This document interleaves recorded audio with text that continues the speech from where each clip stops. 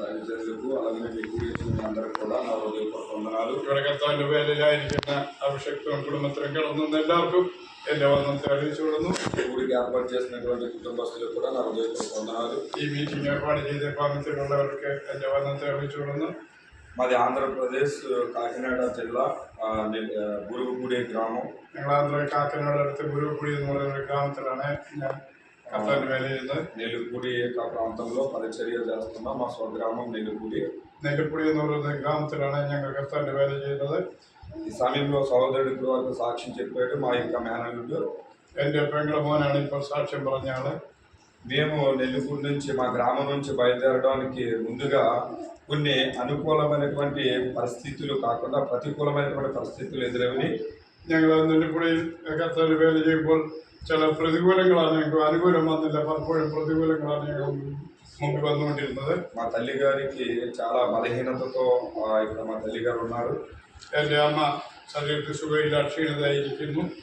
మేము మందిరము నిర్మించడానికి ప్రారంభించినప్పుడు అక్కడ స్టార్ట్ చేసినప్పుడు మా తల్లి గారి మీద, మా కుటుంబం మీద, మాకున్నటువంటి పరిచర్య మీద వారందరూ కూడా మా బంధువులే వారి యొక్క చేతబడి చేయడం జరిగింది.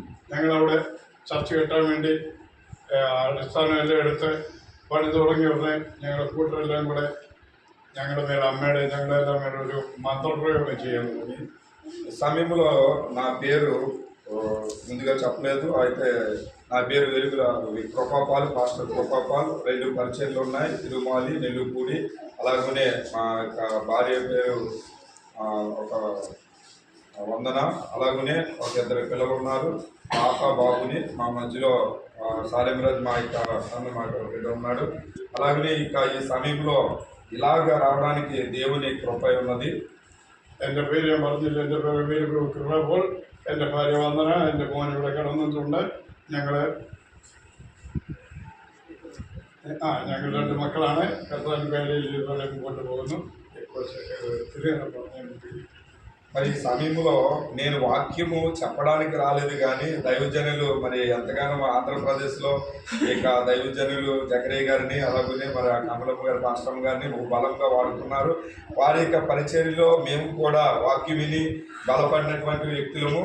అయితే నేను പ്രസംഗിക്കാൻ വന്നതല്ല. ആന്ധ്രയും നല്ലപോലെ ഉപയോഗിക്കുന്ന സ്കറിയ പാസ്റ്ററും ഫാമിലിയും ഉണ്ട്. അവരെ കാണുവാനും അവരുടെ നിന്നും പലതും കേൾക്കുവാൻ വേണ്ടിയാണ് കടന്നു വന്നത്. എങ്കിലും ഇവിടെ കടന്നു വന്ന മീറ്റിംഗ് പങ്കോടാതെ ഇടയാക്കി వచ్చిన కాడి నుంచి కూడా ఒకటే బయలుదేరిన కాడి నుంచి ఒకే మాట మీద ప్రార్థన చేసుకుంటా ఉన్నాను.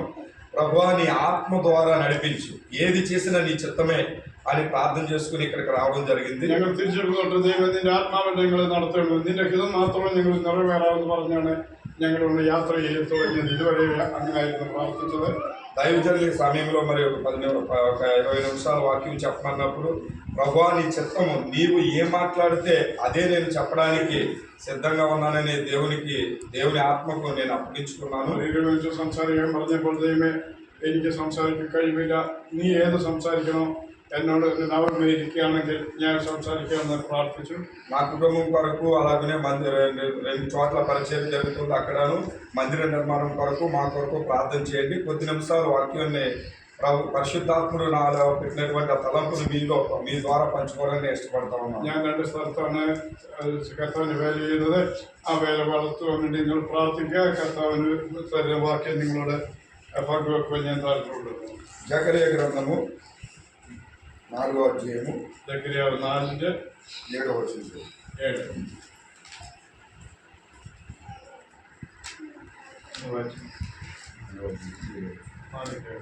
സക്രിയ 4:7. జెరుబాబెలుకు ముందుల మహాపర్వతమే నీ సమభూమి అందిరు അതിന്റെ കൃപാകൃപ നാൽപ്പോടുകൂടെ അവൻ കാണിക്കല് വൈകി. അവൻ എന്നോട് ഉത്തരം പറഞ്ഞത് എന്തെന്നാൽ, ജെരുബാബേലിനുള്ള യഹോവയുടെ അരുളപ്പാടാവുന്നത് സൈന്യത്താലല്ല ശക്തിയാലുമല്ല എന്റെ ആത്മാവിനാൽ അത്ര എന്ന സൈന്യങ്ങളുടെ യഹോവ അരുളിച്ചെയ്യുന്നു. దేవునికి స్తోత్రం. ప్రార్థన చేసుకున్నాం. కృప కలిగిన దేవుడా, మహోన్నతుడా, నీ ఘనమైన నామాన్ని బట్టి ప్రార్థిస్తున్నాం. ఎన్నికలు నన్ను వెతుకుంటున్నట్టండి, మీరు ముందుండండి. పరిశుద్ధాత్ముడ శక్తి చేత బలము చేతనే కాదు కానీ ఈ సమయంలో నిలబడుచుండగా నీ ఆత్మ చేత నింపి ప్రభా ఇక్కడ కావలసినటువంటి వర్తమానం మీరు అందించవలసిందిగా ప్రార్థిస్తున్నాం. నీ బలమైన అభిషేకంతో నింపండి ప్రభా. ఎన్నికలేని వారిని నన్ను వెనుకకు నెట్టండి. మానవ స్వరం మరుగు చేసి మీ దైవ స్వరంతో మీరు మాట్లాడవలసిందిగా ప్రార్థిస్తూ కూడిన ప్రారంభం ముగింపు వరకు నీ ఆత్మస్వాదిని నడిపించుకోమని యేసునామములో వేడుకుంటున్నాం తండ్రి. దేవునికి స్తోత్రం. హల్లెలూయా. ఈ సమయంలో దేవుని యొక్క వాక్యమును మనము ధ్యానిద్దాం. നമ്മുടെ ദൈവത്തിന്റെ വാക്യത്തിൽ നമുക്ക് അല്പസമയം ചിന്തിക്കാം. జెరుబ్బాబెలుతో దేవుని యొక్క వాక్కు మాట్లాడుతూ ఉంది. ജെരുബ്ബാബേലിനോട് ദൈവം ഇങ്ങനെ സംസാരിക്കുന്നു. ఇది శక్తి చేతనేను బలము చేతనేను కాదు కానీ నా ఆత్మ చేతనే జరిగినని సైన్యములకు అధిపతికి యెహోవా సెలవిచ్చును. ശക്തിയാലുമല്ല ബലത്താലുമല്ല എന്റെ ആത്മാവിനെ നടക്കുമെന്നാണ് ദൈവത്തിന്റെ ആത്മാവ് ఈ സംസാരിക്കുന്നത്. రోజున ప్రియ సహోదరి సహోదరులారా, പ്രിയ സഹോദരി സഹോദരന്മാരെ, ఈ రోజున దేవుడు కూడా ఈ సమయంలో పరిశుద్ధాత్మ ద్వారా నా ద్వారా మరి కొన్ని మాటలు మీకు తెలియపరచడానికి ఈ అల్పుడైనటువంటి సేవకుని నిలబెట్టుకున్నాడు.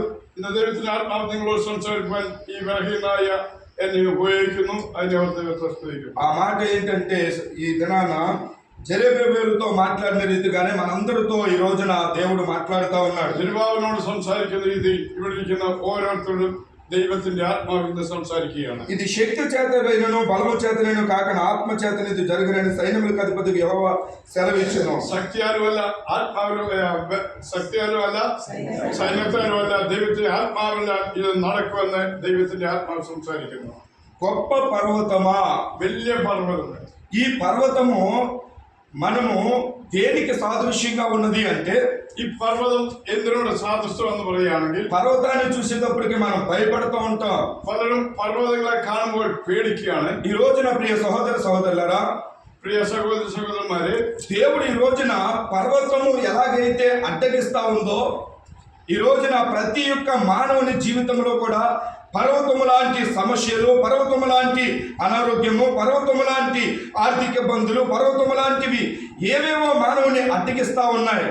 പർവ്വതം പോലെയുള്ള പ്രശ്നങ്ങൾ, പരീക്ഷകൾ, ഭയങ്ങൾ, അല്ലെങ്കിൽ രോഗങ്ങൾ, കടഭാരങ്ങൾ എല്ലാം നമ്മുടെ നേരെ എപ്പോഴും വന്നുകൊണ്ടിരിക്കും.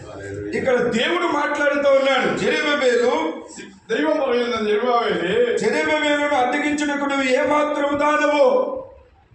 ഈ ഇതിനെ കണ്ട് നീ പേടിക്കാൻ നീ എങ്ങനത്തവനാണ്? పర్వతముతో దేవుడు మాట్లాడుతూ ఉన్నాడు. ഞാൻ പർവ്വതത്തോട് ఈ సంസാരിക്കുന്നവനാണ്. రోజున దేవుని యొక్క పరిశుద్ధాత్మను నాలో పెట్టినటువంటి తలంపు ఏంటంటే పర్వతం లాంటి సమస్యలైనా, పర్వతం లాంటివి నేను ఎలాంటి ఏ కార్యం నేను చేయగలను, నా వలన అవుతుందా అని మీరు చింతిస్తున్నారేమో. നിങ്ങൾ ചിന്തിച്ചേക്കും, പർവ്വതം പോലെ പല പ്രശ്നങ്ങളും നമ്മുടെ മുമ്പ് വരുമ്പോൾ അതിനെ നാം എങ്ങനെ തരണം ചെയ്യും, എങ്ങനെ ജയിക്കുമെന്ന് നിങ്ങൾ ചിന്തിക്കുന്നവരായിരിക്കാം. ఆ సమస్యను దేవుడు ఈ రోజున మీకున్న సమస్యతో దేవుడు మాట్లాడుతూ ఉన్నాడు. ആ പ്രശ്നങ്ങളോട് ദൈവം സംസാരിക്കും. പ്രശ്നം നിങ്ങളുടെ മുമ്പിൽ ഒന്നും ഇല്ലാതാക്കാൻ കഴിവുള്ളതാണ് നമ്മുടെ ദൈവം. దేవుడు ఈ రోజున ఆ పర్వతములు ఏమంటున్నాడంటే కింద వచనం చదివితే నీవు చదును భూమి అగుదువు అంటున్నాడు. നീ ആ പർവ്വതം, നീ സമാന ഭൂമി സമഭൂമിയാകും. ఈ రోజున మీరు దేని కొరకైతేనో కుటుంబంలో ఉన్నటువంటి పిల్లల గురించి అయితేనో, లేకపోతే భవిష్యత్తు గురించి అయితేనో, లేకపోతే దేని విషయమైనా దేవుడు ఈ రోజున పరిశుద్ధాత్ముడు నీతో నాతో మాట్లాడుతున్నది ఏంటంటే పర్వతంలాగా నీకు కనబడినవన్నీ కూడా ఈ రోజున ఈ రాత్రికాల సమయంలో పరిశుద్ధాత్ముడు మాట్లాడుతూ ఉన్నాడు. ప్రతి ఒక్కరి సమస్యలను చదువు చేయబోతున్నాడు.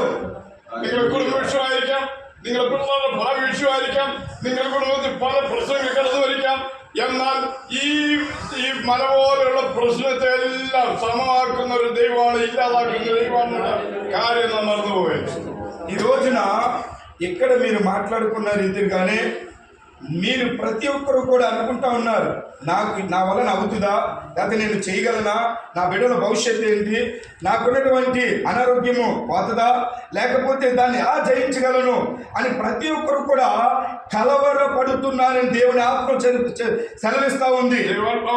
പലരും പല ചിന്തകൾ കടന്നു വരുന്നു. എന്നാൽ ഇത് നടക്കുമോ, ഞാൻ ഇറങ്ങി തിരിച്ചു ആയി തീരുമോ, എന്തായി തീരും, എന്റെ കുടുംബം എന്തായി തീരും, എന്റെ പ്രശ്നം എന്തായി തീരും, ഞാൻ ചുവട് വെച്ച ചുവട് എന്തായി തീരും എന്ന് പലരും ചിന്തിച്ചുകൊണ്ടിരിക്കുന്നവരാണ് ദൈവാത്മാവ് സംസാരിക്കുന്നത്. సమయంలో ఇక్కడ కూర్చొని ప్రార్థన చేస్తున్నప్పుడు, దైవజనులు ఆరాధన చేస్తున్నప్పుడు, ప్రభువా ఈ సమయంలో మేము ఏదో రిఫరెన్స్ తీసుకుని కాదు, నీ ఆత్మ ద్వారా నువ్వు మాట్లాడిన మాటేనే మాట్లాడతానని ప్రార్థన చేస్తూ కన్నీరు విడిచినప్పుడు దేవుడు ఇదే మాటను దేవుని ఆత్మ మీకు പ്രകടിച്ചമനസി నా ഹൃദയమును ప్రేరేపించి ఉన్నాడు. പ്രാർത്ഥിച്ചപ്പോൾ ഞാൻ ഇവിടെ പ്രാർത്ഥിച്ചപ്പോൾ എന്തുവാണ് ഞാൻ ഒരു പ്രസംഗം പ്രിപ്പയർ ആയില്ല.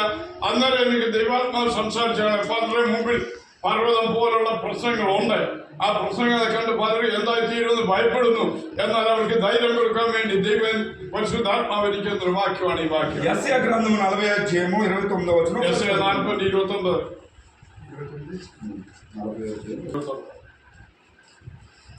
ശക്തി നൽകുന്നു, ബലമില്ലാത്തവന് ബലം വർദ്ധിപ്പിക്കുന്നു, ബാല്യക്കാർ ക്ഷീണിച്ച് തളർന്നു പോകും, യൗവനക്കാർ വിടവ് വീഴും. എങ്കിലും യഹോവയെ കാത്തിരിക്കുന്നവർ ശക്തിയെ കൊടുക്കും. അവർ കഴുകന്മാരെ പോലെ ചിറക് അടിച്ചു കയറും. അവർ തളർന്നു പോകാതെ ഓടുകയും ക്ഷീണിച്ചു പോകാതെ നടക്കുകയും ചെയ്യും. దేవునికి స్తోత్రం. హల్లెలూయా. అందరూ హల్లెలూయా చెప్తాం. హల్లెలూయా. హల్లెలూయా. ఈ రోజున దేవునికి ఆత్మ చెప్తున్నటువంటి మాట, సొమ్మసిల్లిన వారికి బలం ఇచ్చేవాడు ఆయనే. దేవునికి స్తోత్రం. തളർന്നിരിക്കുന്നവർക്ക് ബലം കൊടുക്കുന്നവൻ അവനാണെന്ന് ദൈവാത്മാവ് പറയുന്നു. ఏ విషయంలో సొమ్మసిల్లిపోయి ఉన్నారు? ഏത് വിഷയത്തിലാണ് നമ്മൾ തളർന്നിരിക്കുന്നത്? నా జీవితం ఇంకా అయిపోయింది, నేను ఏమీ చేయలేకపోతున్నాను, എന്റെ ജീവിതം കഴിഞ്ഞു, ഇനി ഞാൻ ഒന്നും ചെയ്യാൻ പറ്റുകയില്ല എന്നൊരു പ്രശ്നത്തിൽ വന്നിരിക്കുകയാണ്. ఈ రోజున ఈ వాక్కు ద్వారా మీకు బలం ఇచ్చును గాక. ഈ വാക്കിനാൽ ദൈവം നമുക്ക് ശക്തി തരട്ടെ. దేవునికి స్తోత్రం. శక్తిహీనులకు బలాభివృద్ధి కలుగజేయువాడు ఆయనే. ബലഹീനർക്ക് ബലം കൊടുക്കുന്നവൻ അവനാണ്. ఈ రోజున కుటుంబాన్ని నేను పోషించుకోలేకపోతున్నాను, ഇന്ന് എന്റെ കുടുംബത്തെ ഞാൻ നല്ലപോലെ പോഷിക്കാൻ പറ്റുന്നില്ല, నేను శక్తిహీనుడుగా ఉన్నాను, ഞാൻ ഒരു ബലഹീനാണെന്ന് നമ്മൾ ఇక ചിന്തിക്കുന്നു. నా పరిస్థితి ఏంటి? എന്റെ കാര്യം എന്തായി തീരും? నేను ఏమీ లేని వాడిగా ఉన్నాను, ഞാൻ ഒന്നും ഇല്ലാത്തവനായി തീർന്നുവല്ലോ. నాకున్న వారందరూ నన్ను విడిచిపెట్టారు. എനിക്കുള്ളവരെല്ലാം എന്നെ കൈവിട്ടു. ఈ రోజున నా పరిస్థితి ఏమీ లేని వాడిగా, ఏమీ లేని దానిగా, నిష్ప్రయోజనకుగా, శక్తి లేని వారిగా ఉన్నాను എന്റെ ജീവിതം ഒരു നിഷ്പ്രയോജനമാണ്, ഒരു ശക്തി ഇല്ലാത്തവനാണ്, ഒന്നും ഇല്ലാത്തവനാണ് നമ്മൾ ചിന്തിച്ചേക്കാം అని కుమిలిపోతుంటే ఈ రోజు దేవుని ఆత్మ చెప్తున్న మాట, నీకు బలం ఇవ్వబోతున్నాడు ఆయన. ചിന്തിക്കുന്നവർക്ക് ദൈവാത്മാവ് പറയുന്നത് നിനക്ക് ശക്തി തരുമെന്ന് ഞാനാണ്. దేవునికి స్తోత్రం. ഹല്ലേലൂയ. ప్రియ సహోదరి సహోదరులారా, പ്രിയ സഹോദരി സഹോദരന്മാരെ, ఏ విషయంలో అయితే సమస్యలు ఉన్నామో, ഏത് വിഷയത്തിലാണ് പ്രശ്നത്തിലാണ് കലങ്ങി പോകുന്നോ, ఏ విషయంలో శక్తిహీనులుగా ఉన్నారో, ഏത് വിഷയത്തിലാണ് ബലഹീനരാകുന്നോ, ఈ రోజున నాకైతే తెలియదు కానీ ప్రతి ఒక్కరికి కూడా దేవుని ఆత్మ బయలుపరుస్తూ ఉంది. എനിക്കറിയത്തെങ്കിലും ദൈവത്തിന്റെ ആത്മാവ് പറയുന്നു, ശക്തീകരിക്കുന്ന ദൈവമാണ് ആ ദൈവം. ഹല്ലേലൂയ. కాబట్టి ప్రియ సహోదరి సహోదరులారా, ఈ రోజున మేమేదో వచ్చామో చెప్పామని కాదు, కానీ నిజానికి ఇది ప్రతికూలమైనటువంటి పరిస్థితుల్లో దేవుని ఆత్మ ఈ కేరళ ప్రాంతానికి తోడుకొచ్చాడు మమ్మల్ని. ഞാനിവിടെ വന്ന് ഏതോ പറഞ്ഞൊന്നുമല്ല, ഈ പ്രതികൂല സാഹചര്യം ദൈവം എന്നോട് ഇവിടെ കൊണ്ടുവന്ന് ദൈവത്തിന്റെ ആത്മാവ്, ദൈവത്തിന്റെ ശക്തി, ദൈവത്തിന്റെ ആത്മാവ്, ദൈവമാണ് സംസാരിക്കുന്നത്. నా హృదయం చాలా బాధతో వచ్చి ఉన్నాను. నేను വലിയ പ്രയാസത്തിലൂടെയാണ് കടന്നു വന്നത്. బైబిల్ కాలేజీలో ప్రార్థన చేస్తున్నప్పుడు, అక్కడ బైబిల్ కాలేజీలో మా యొక్క సహోదరుని జాయిన్ చేసినప్పుడు అక్కడ జరిగినటువంటి సిచ్యువేషన్ ఏంటంటే, ప్రభువా ఎలాగైనా ప్రార్థనలో ఉండాలి కానీ మేము ఎటు అటు తిరగకూడదని ఆలోచన కలిగి ఉన్నాను. ഒരു 15 രൂപയായിട്ട് ബൈബിൾ കോളേജിൽ കൊണ്ട് ജോയിൻ ചെയ്ത് വെച്ചാൽ അവിടെ നിന്ന് ഞാൻ പറഞ്ഞു, ഞാൻ പ്രാർത്ഥിക്കുക അല്ലാതെ വേറെ ഒന്നും അങ്ങോട്ട് ഇങ്ങോട്ട് കറങ്ങാൻ ഇടവരല്ലേ എന്ന് പറഞ്ഞ് ഞങ്ങൾ ഇന്ന് പ്രാർത്ഥിക്കുക. ఆ స్థలంలో వర్షిప్ జరుగుతున్నప్పుడు అనుకున్నాను, దేవుడు ఎంతగానో అక్కడ వర్షిప్ లో పాల్పొందుకోవడానికి ఇచ్చాడు అని సంతోషించాను. അവിടെ വർഷിപ്പിൽ ഞങ്ങൾ പോയിരുന്നു, പ്രാർത്ഥിച്ചു, വലിയ സന്തോഷിച്ചു. ഇങ്ങനെ പ്രാർത്ഥന പങ്കുകൊള്ളാൻ ദൈവം ഇടയാക്കിയത്. దైవజనులు ఫోన్ చేస్తున్నప్పుడు చాలా సంతోషించారు. అయ్యా మీరు త్వరగా రండి అనేసి రెండు రోజుల నుంచి చెప్తా ఉన్నారు, కానీ అది లేట్ అవుతా ఉంది. ഞാൻ 2 ദിവസമായിട്ട് ഫോൺ ചെയ്യുന്ന എങ്ങനെയാണ് ഇവിടെ ഉണ്ട് എന്നാൽ വരാൻ കഴിയുന്നില്ല. 2 ദിവസമായിട്ട് അവിടെ ബൈബിൾ കോളേജ് ഞങ്ങൾ ലേറ്റ് ആയിരുന്നു. అప్పుడు ప్రార్థన చేసుకున్నాను, ప్రభువా ఏంటి అసలు దేని కొరకు, మేము ఎందుకు ఎలా లేట్ అవుతుందని అన్నప్పుడు నేను అక్కడ ఉన్నటువంటి ఒక రూమ్ లో ప్రార్థన చేస్తున్నాను, ప్రభువా ఏది జరిగినా నీ శక్తి చేత నేను జరగాలి, ఏదైనా నీ ఆత్మ నడిపింపు ద్వారా నడిపించబడాలి అని ప్రార్థించుకున్నాను. അഡ്മിഷൻ കിട്ടുവാൻ എന്താണ് ഇത്ര പ്രയാസം? ഞാൻ ഇങ്ങനെ വിഷമിച്ച് പ്രാർത്ഥിക്കുമ്പോൾ ദൈവം ഏത് വിഷയത്തിലാണ് ബലഹീനമാകുന്നത്, ഞാൻ എന്തിനാണ് విషమిക്കുന്നെങ്കിൽ ദൈവസന്നിധി പ്രാർത്ഥിച്ചു.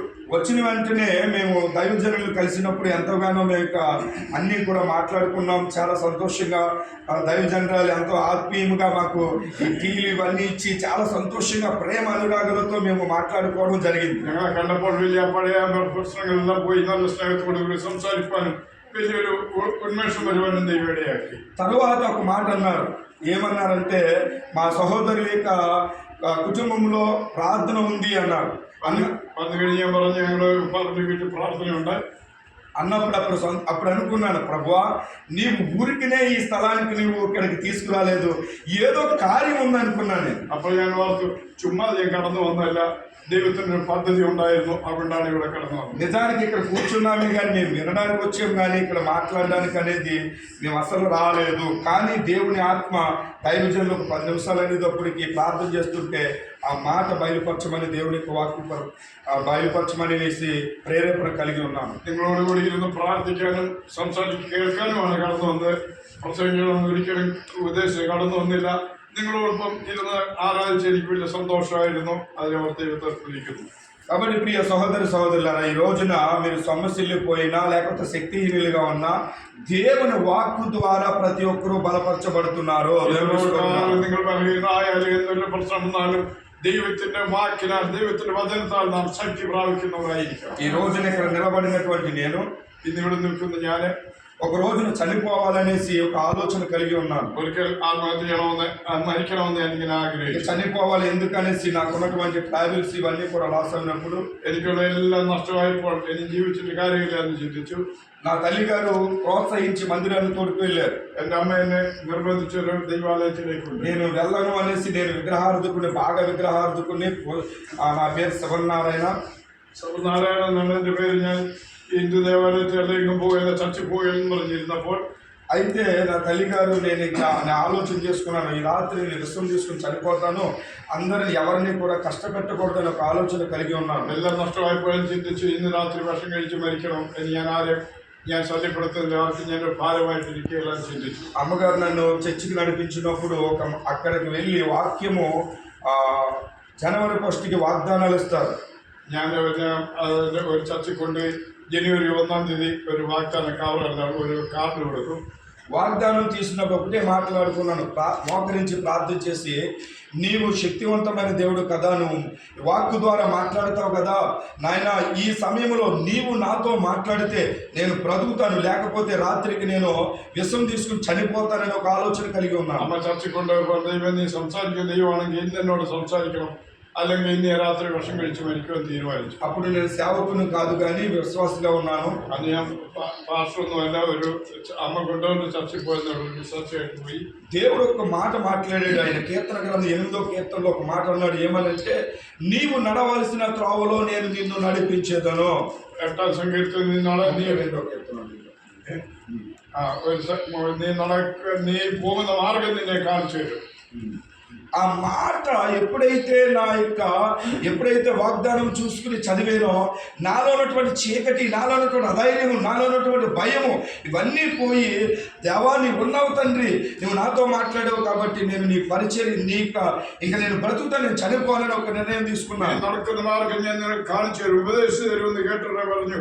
ദൈവം നീ എന്നോട് സംസാരിച്ചു, നീ ഉപദേശിച്ച പ്രകാരം മാത്രം ഇനി ആത്മഹത്യ ചെയ്യുന്നില്ല, നിന്റെ ഉപദേശപ്രകാരം മാത്രം നടക്കാമെന്ന് അന്ന് അവിടെ തീരുമാനമെടുത്തു. ఆ రోజు నుండి దేవుని సన్నిధిలో నేను ఎదగడం మొదలుపెట్టాను. అందువల్ల దైవసన్నిధిలో വളരുവാൻ തുടങ്ങി, ఆత్మీయంగా വളരുവാൻ തുടങ്ങి. ఈ రోజున పరిశుద్ధాత్మని కృపను బట్టి, దేవుని కృపను బట్టి నా తల్లిదండ్రులు నన్ను ప్రభులో నడిపించినప్పుడు, అలాగే వివాహము ఇవన్నీ కూడా జరిగినాయి. പരിശുദ്ധാത്മാവിന്റെ കൃപയാലും ദൈവത്തിന്റെ കൃപയാലും എന്റെ കുടുംബം നല്ല രീതിയിലുണ്ട്. എന്നെ ഒന്നും വിവാഹം നടക്കുവാനും എല്ലാം ദൈവം. కాపుల కుటుంబంలో జన్మించిన రీతిని బట్టి కాపు എന്ന് പറയാൻ ഒരു നായർ കുടുംബത്തിൽ ഞാൻ ജനിച്ചാണ്. అందరూ కూడా మమ్మల్ని యేసు ప్రభు నమ్ముకోవడం అంటే వారు ఇష్టపడేవారు కాదు, మా బంధువులందరూ. അതിന്റെ കൂട്ടരാർക്കും యేసుവിന്റെ അടുക്കൽ പോകുന്ന ആർക്കും ఇష్టമില്ലായിരുന്നു, എല്ലാവർക്കും എതിരായിരുന്നു. వివాహం కూడా వివాహం ఏమనుకునే వాళ్ళు క్రిస్టియన్ మ్యారేజ్ చేసుకుందామని నేను అనుకునేవాడు. నా తల్లిదండ్రులను എന്റെ മാതാപിതാക്കൾ ഞാൻ ക്രിസ്ത്യൻ మ్యారేజ్ മതി എന്ന് പറഞ്ഞു.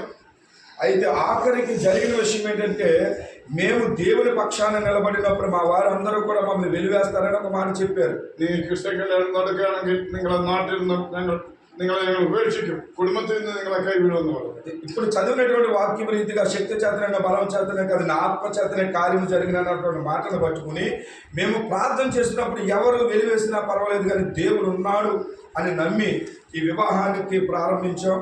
ദൈവ ശക്തിയിൽ അവനെ നടത്തുന്ന ആ വാക്യം విశ్వసించుకుంటే నేను క్రిస్టియన్ మ్యారేజ్ కూడా సంబంధించు. వివాహం దేవుని కృపను బట్టి రానన్న వాళ్ళందరూ కూడా దైవజనులు, మా యొక్క ఆత్మీయ దైవజనులు పాస్టర్ కృపావరం గారు బూరుగుపూడి, ఆ దైవజనులను దేవుడు తోడుకొచ్చి వాక్యము చెప్పించి అక్కడ మాట్లాడుతున్నప్పుడు మా వారందరూ కూడా ఇంకా రామనేసి ఒక నిర్ణయం తీసుకున్న వారందరూ కూడా దేవుడు వాళ్ళందరినీ తోడుకొచ్చి వివాహం ఘనంగా జరిగింది. ബൂరుగుപൂടി പാസ്റ്റർ കൃപാവരം എന്ന് പറഞ്ഞ ഒരാൾ കടന്നു വിവാഹം നടത്തി പ്രസംഗിച്ചു. കടന്നു വരുന്നില്ലെന്ന് പറഞ്ഞ് എല്ലാ ആൾക്കാരും വന്ന് ఆ వచనం కేൾക്കുവാനും సంతోషించడానికి ఇടయాయి. కాబట్టి ప్రియ సహోదర సహోదరులారా, ఈ రోజున వివాహం జరిగింది. తదుపరి నాకు మొదట అమ్మాయి పుట్టింది. తర్వాత నా యొక్క బంధువులు మొత్తం అందరూ కూడా ఈయనకి వారసుడు లేడు అని ప్రకటన చేశారు. എനിക്ക് വിവാഹമെല്ലാം കഴിഞ്ഞ് പെൺകുച്ചുണ്ടായി, പിന്നെ മക്കളില്ലാഞ്ഞപ്പോൾ ഇനി ഇവനെ ഒരു തലമുറ ഇല്ലാതെ പോയല്ലോ എന്ന് പറയുന്ന അവിടെ ആണുങ്ങളില്ലെങ്കിൽ അങ്ങനെ കളിയാക്കും. ప్రభుని నమ్ముకున్నారు, ఇంకా వీరికి వారసు లేడు కాబట్టి వీరిని వెలివేద్దామని ఒక ఆలోచనకు వచ్చింది. కుటుంబం పేరు నిలబెడతారు ఆడిല്ല ఉంటే మన కుటుంబത്തിന് విట్టు കളയാമെന്ന് പറഞ്ഞു. అప్పుడు ఒకటే అనుకున్నాం, ప్రభు మా తల్లి గారు మొత్తం అందరూ కూడా మేమందరం ప్రార్థన చేసినప్పుడు అయ్యా అక్కడ ఉన్నటువంటి డాక్టర్ అమ్మ గారు కూడా ఒక మాట అన్నారు. మా యొక్క మిస్సెస్ ఏమీ తినకుండా ఆమె ఇంకా రెండోసారి ప్రెగ్నెంట్ అయినప్పుడు ఇంకా ఏమీ తినకుండా ఆమె ఉన్నప్పుడు డాక్టర్ అమ్మ గారు అంటా ఉన్నారు, ఎందుకు నీవు అలాగా కుమిలిపోతున్నావు, అవసరమైతే ఒక బాబుని పెంచుకుందిరు కానీ కదా అనేసి ఆమె అన్నప్పుడు మొత్తానికి మా మిస్సెస్ ఇంకా నాకు ఆడపిల్ల పుడుతుంది, ఇంకా వారసుడు పుట్టడం అని నిర్ణయించుకుంది. എൻ്റെ ഭാര്യകളിൽ നിന്ന് ആഹാരം കഴിക്കാതെ വിഷമിച്ചിരിക്കുന്ന ആൾക്കാരെല്ലാം വിഷമിക്കുകയാണ്. എൻ്റെ കുടുംബം നിലനിർത്ത ഒരാൺപൈതയില്ല, എനിക്കൊരു പെൺമക്കൾ പൈതൽ ഉള്ളതെന്ന് പറഞ്ഞ് എല്ലാവരും വിഷമിച്ചിരിക്കുമ്പോൾ అప్పుడు బాబు పుడితే నాయన ఇదిగో నీ సేవ పరిచర్యలో మందిరము కడతాం, అలాగనే పరిచర్యలో మేము ఉంటామని ఒక తీర్మానం చేసుకున్నాం. ഇവർ തീരുമാനം എടുത്തു, എനിക്ക് ആൺമക്കൾ തരികയാണെങ്കിൽ ഇവിടെ ആലയം കിട്ടുക മാത്രമല്ല എൻ്റെ മകനെ ദൈവവേലയ്ക്ക് വേണ്ടി സമർപ്പിക്കാം. ఆసుపత్రికి వెళ్ళినప్పుడు ప్రెగ్నెంట్ సమయంలో అక్కడ ఉన్న వారందరూ చూస్తూ ఉన్నారు, ఇంకా వీరికి ఏమి ఇంకా ఆడపిల్ల పుడుతుంది, మొత్తం మీదకి వెలివేద్దాం అన్నటువంటి రీతిగా నిర్ణయించుకున్నారు. మేమైతే ఎదురు చూస్తున్నాం దేవుడు కార్యం చేస్తాడని. അവിടെ ചെന്നപ്പോൾ ആൾക്കാരെല്ലാം ഇനിയും പെൺകൊച്ചാണെങ്കിൽ ഇവരെ കുടുംബത്തിൽ നിന്ന് മാറ്റണം എന്നും പറഞ്ഞിരിക്കും. ഞാൻ മാത്രം വിശ്വസിച്ച് പ്രാർത്ഥിച്ചു, ദൈവം എനിക്ക് വേണ്ടി അത്ഭുതം ചെയ്യുമെന്ന് ഞാൻ പ്രാർത്ഥിച്ചു. దేవుడు నమ్మిన వారు సిగ్గుపరచడన్న రీతిగా ప్రార్థన చేస్తున్నప్పుడు దేవుడు అద్భుత రీతిగా పాప అనేసి చెప్పినటువంటి ఆ యొక్క సందర్భంలో దేవుడు మాకు ఒక వారసుని అనుగ్రహించాడు. അത് ദൈവം ഞാൻ കളിയാക്കുന്നുണ്ടല്ലോ, ദൈവം ഞങ്ങളെ ലജ്ജിപ്പിക്കുന്നുണ്ടല്ലോ വിശ്വാസത്തെ പ്രാർത്ഥിച്ചു. പെൺപൈതെന്ന് പറഞ്ഞ് ഡോക്ടർ എല്ലാവരും നോക്കിയപ്പോൾ ആൺപൈതെന്ന് ഞങ്ങൾക്ക് ఆ బిడ్డ ఈ బిడ్డ సాలెం സാധ്യത